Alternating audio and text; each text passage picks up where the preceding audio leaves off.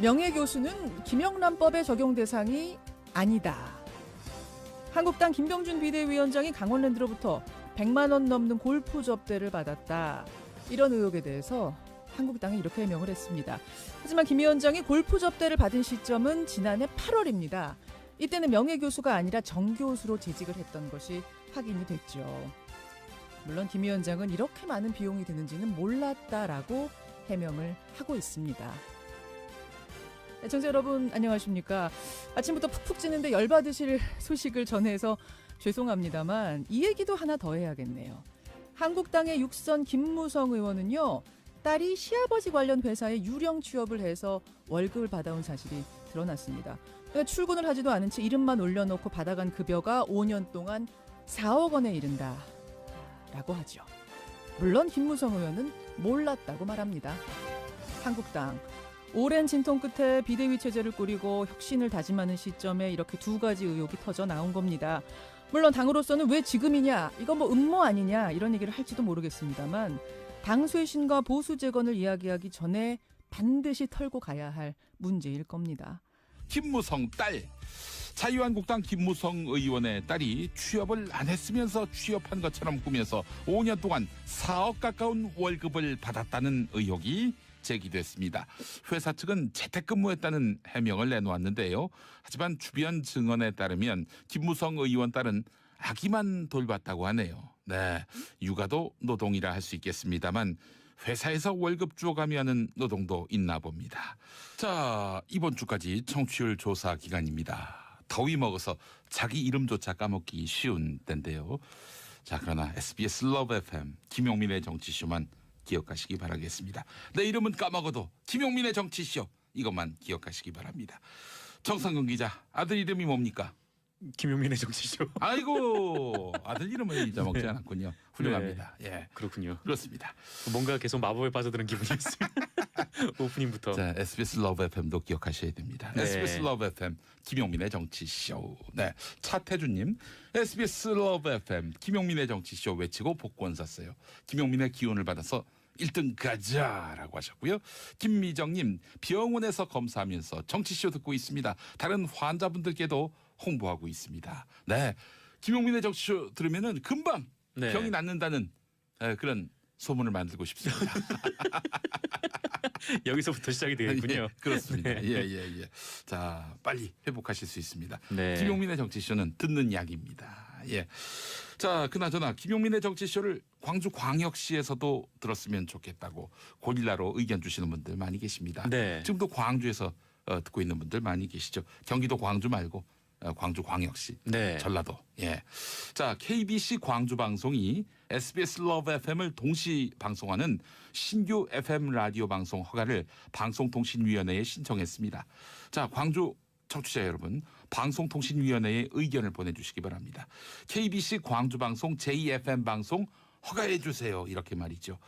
허가 추천이 나오면은 이제 광주에서도 SBS 러브 FM의 주요 프로그램을 FM 라디오로 들으실 수 있겠죠. 아, 데이터를 쓰지 않고도 그렇습니다. 들을 수가 있는 겁니까? 무료로 네. 예, 들을 수 있는 광주, 나주, 함평, 화순, 담양, 장성, 무안, 영암, 영광에서 함께하는 김용민의 정치쇼.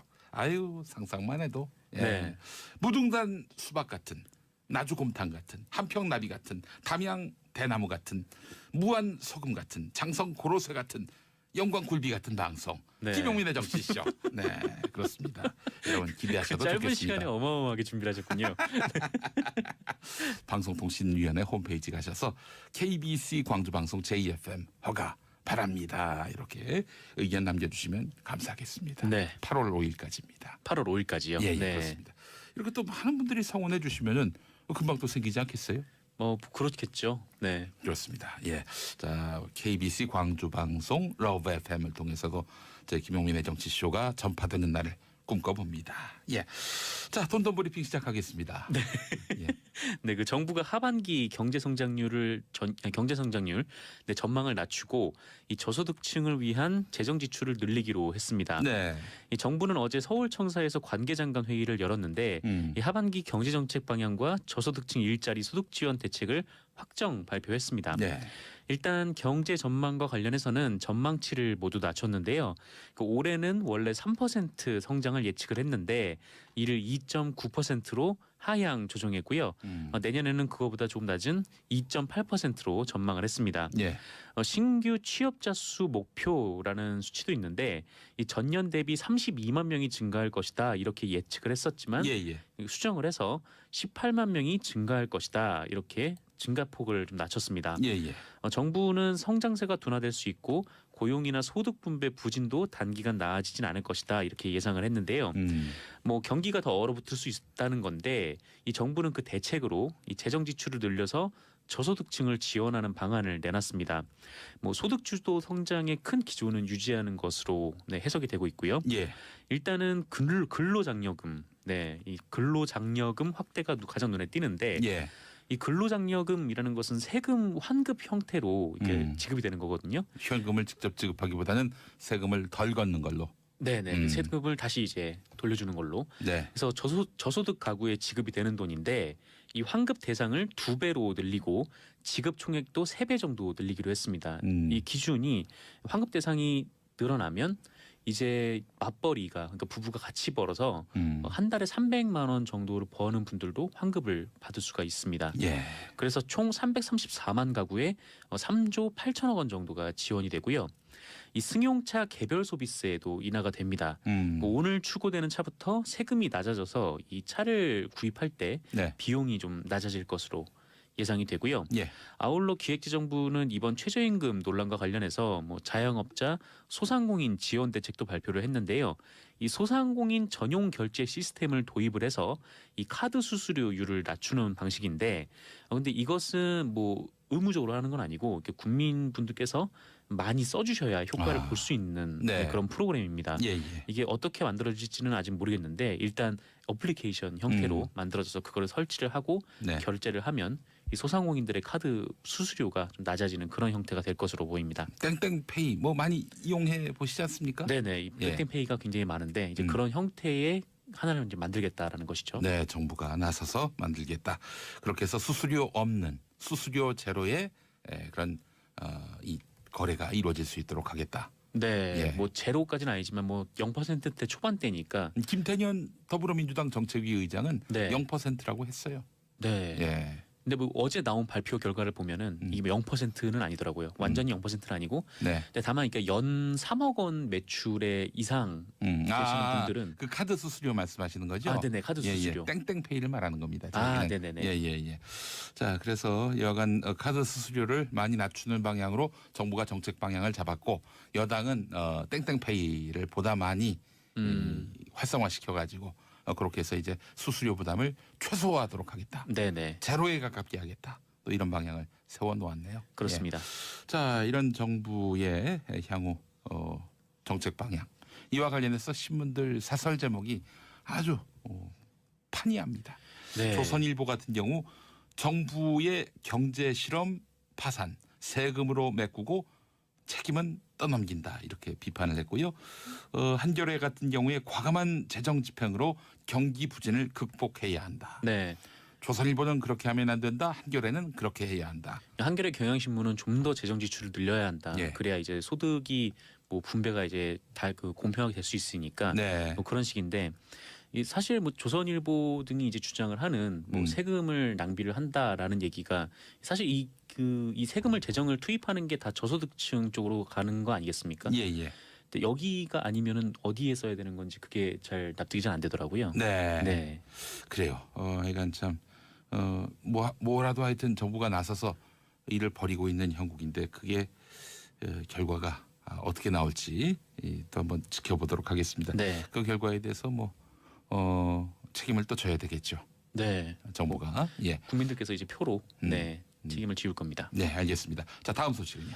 네, 양승태 대법원 관련 논란을 둘러싼 이 단독 보도가 몇 가지 있는데요. 예. 일단 당시 법원행정처 기획조정실장이던 임종원 씨가 이 청와대에 7번이나 출입했다라고 이 JTBC가 보도했습니다. 네. 이 상권 분립 때문에 이 어떤 공식 행사가 아니면 이 대법원들도 청와대에는 잘 가지 않는다라고 해요. 네. 그래서 대체 법원행정처 기획조정실장이 거기에 뭐하러 갔는가 이런 의아함을 좀 자아내고 있는데 JTBC에 따르면 임종원 실장은 청와대에 출입을 했고 그때마다 이 법원과 관련된 무슨 일들이 벌어졌다라고 합니다. 예. 일단 처음으로 들어갔던 때가 2013년 10월 말 그리고 11월 초였는데요. 이때가 어떤 일이 있었냐면 이 박근혜 정부의 비판적인 인물들이 국민참여재판에서 잇따라 무죄 선고를 받았을 때, 그러니까 김어준 총수와 주진우 기자가 네. 이 오촌 살인 사건 재판 당시에 네. 그 1심에서 국민참여 재판이 열리지 않았습니까? 예. 여기서 무죄가 선고가 됐었거든요. 그렇죠. 그래서 그때 언론하고 이제 새누리당에서 이 국민참여 재판에 대해서 좀 십자포화를 퍼부을 때, 조선일보도 그랬어요 그때. 네네. 예. 그렇게 그 십자포화를 날리던 때 이 예. 임종원 당시 실장이 청와대에 들어갔다라는 겁니다. 예. 그리고 이후에 이 임종원 당시 실장은 2014년 1월에 청와대를 찾았다가 이 세월호 참사 이후인 2014년 5월에 다시 방문을 했고요. 예.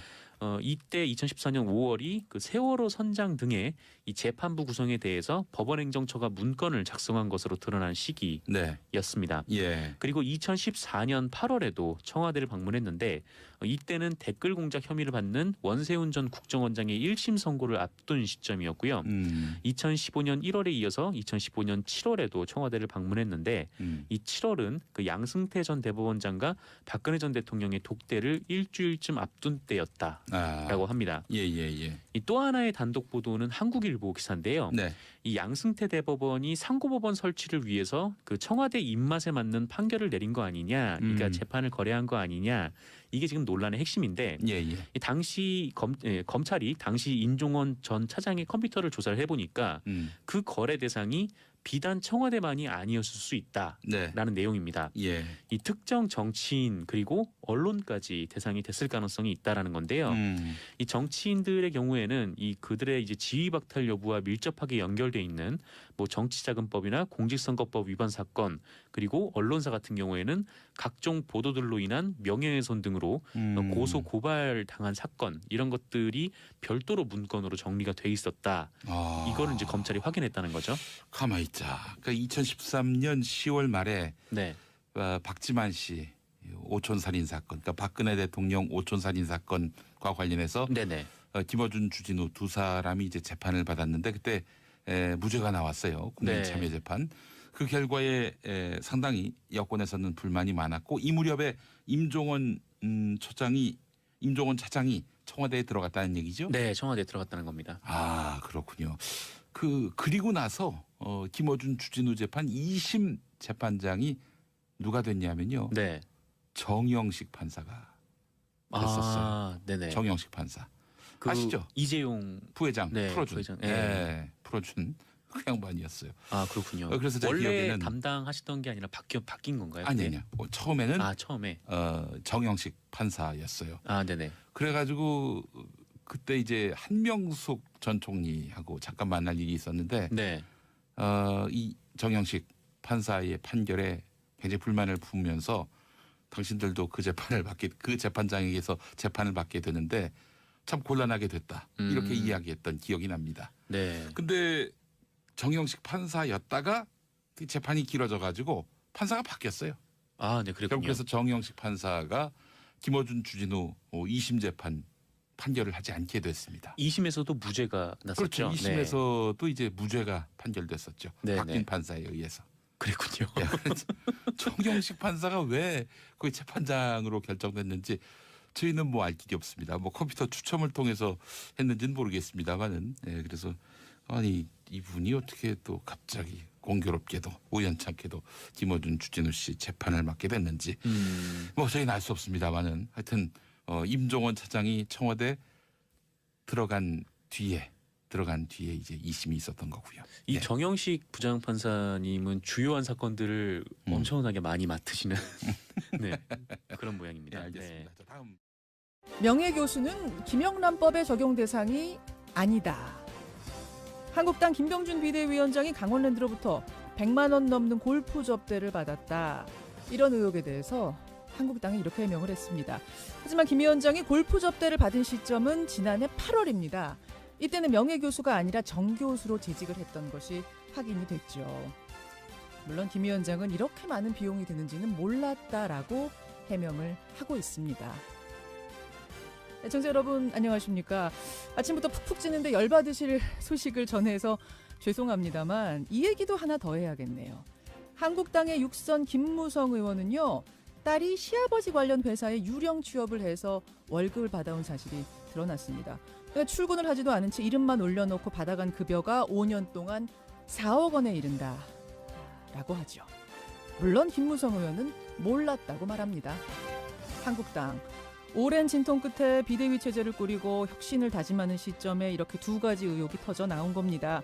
물론 당으로서는 왜 지금이냐, 이거 뭐 음모 아니냐 이런 얘기를 할지도 모르겠습니다만 당 쇄신과 보수 재건을 이야기하기 전에 반드시 털고 가야 할 문제일 겁니다. 김무성 딸.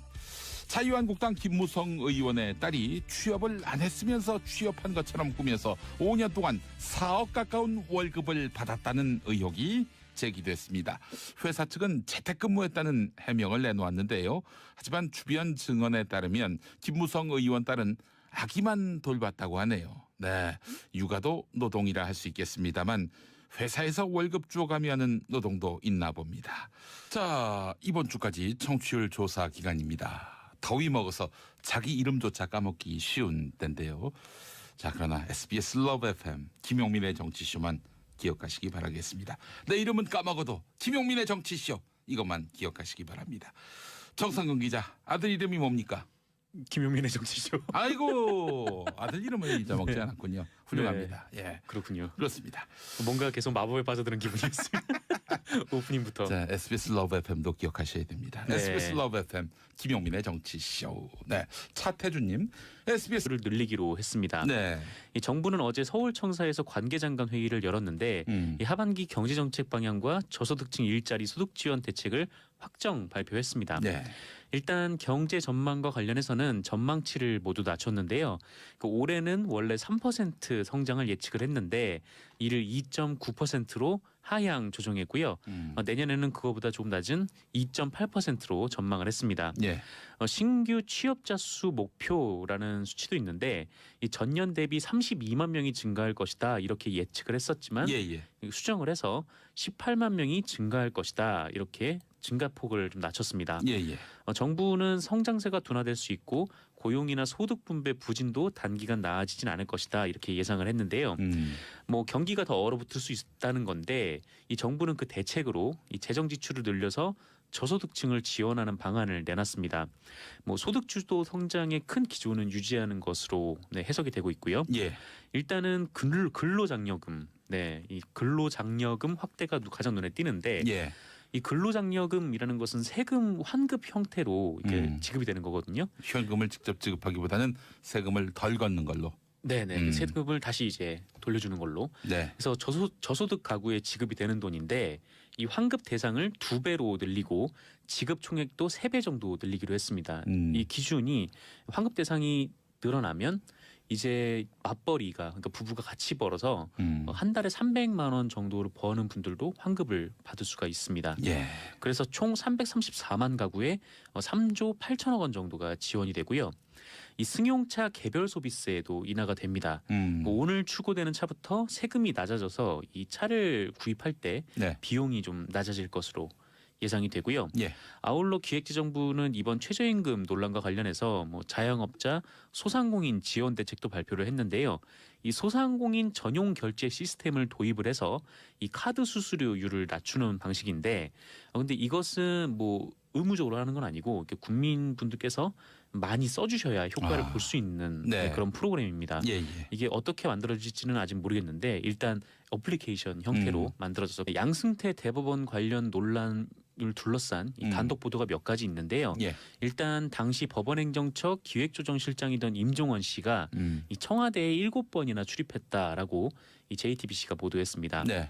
이 상권 분립 때문에 이 어떤 공식 행사가 아니면 이 대법원들도 청와대에는 잘 가지 않는다라고 해요. 네. 그래서 대체 법원행정처 기획조정실장이 거기에 뭐하러 갔는가 이런 의아함을 좀 자아내고 있는데 JTBC에 따르면 임종원 실장은 청와대에 출입을 했고 그때마다 이 법원과 관련된 무슨 일들이 벌어졌다라고 합니다. 예. 일단 처음으로 들어갔던 때가 2013년 10월 말 그리고 11월 초였는데요. 이때가 어떤 일이 있었냐면 이 박근혜 정부의 비판적인 인물들이 국민참여재판에서 잇따라 무죄 선고를 받았을 때, 그러니까 김어준 총수와 주진우 기자가 네. 이 오촌 살인 사건 재판 당시에 네. 그 1심에서 국민참여재판이 열리지 않았습니까? 예, 예. 여기서 무죄가 선고가 됐었거든요. 그렇죠. 그래서 그때 언론하고 이제 새누리당에서 이 국민참여재판에 대해서 좀 십자포화를 퍼부을 때, 조선일보도 그랬어요 그때. 네네. 예, 예. 그렇게 그 십자포화를 날리던 때 이 예. 임종원 당시 실장이 청와대에 들어갔다라는 겁니다. 예. 그리고 이후에 이 임종원 당시 실장은 2014년 1월에 청와대를 찾았다가 이 세월호 참사 이후인 2014년 5월에 다시 방문을 했고요. 예.